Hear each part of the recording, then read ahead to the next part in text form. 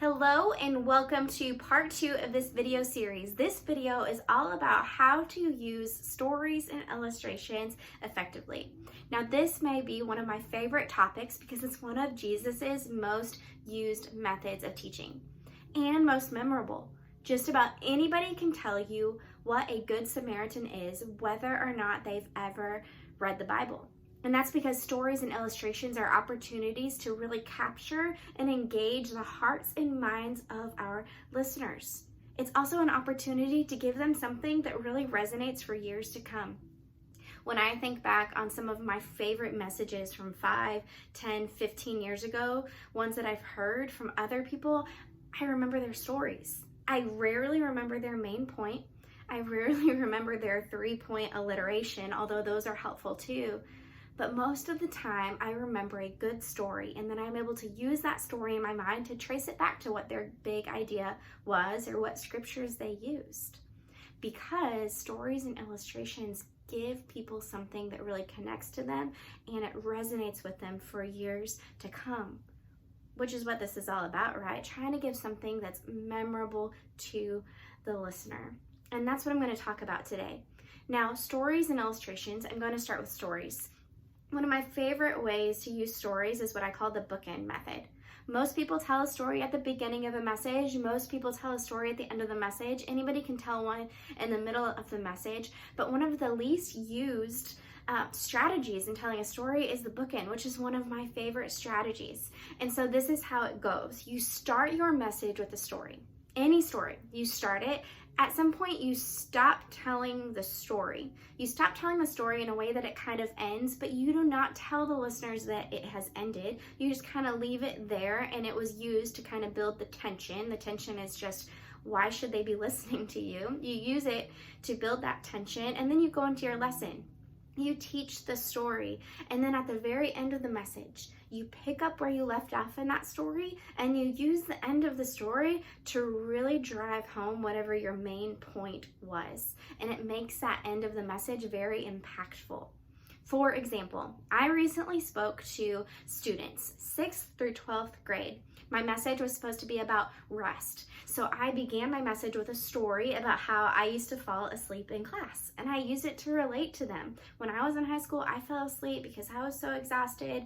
They're exhausted, how easy it is to be exhausted. And then I began talking about how important rest is. How it's not just a recommendation from God, but it's actually a commandment from God.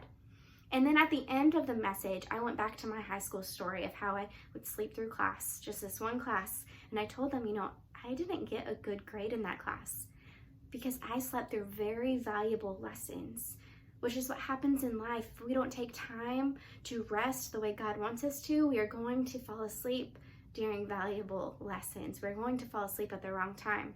So I was able to kind of finish out the message by finishing out that story in an impactful way for those students. That way they would have something to not just relate to, but also something to remember.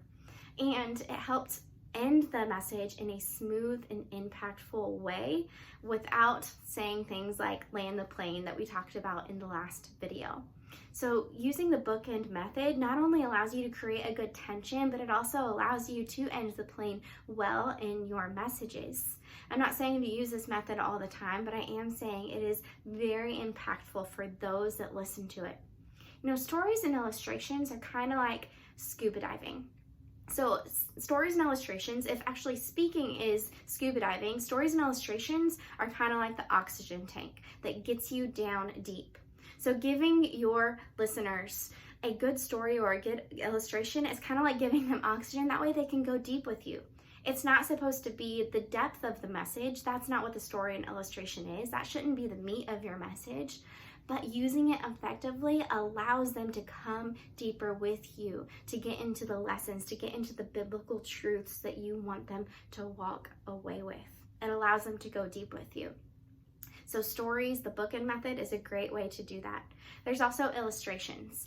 Illustrations can be used in the same way, in the same bookend style way, or you can just drip it throughout your message, just like you can with a story. But one way you can also use illustrations is like a mental reprieve for those listening. So say you're speaking for longer than 35 minutes, longer than 40 minutes, or if you happen to be sandwiched in between speakers that are all speaking for about 30 minutes each. The people listening need a break from you. I'm just saying, they don't need to listen to you for that long.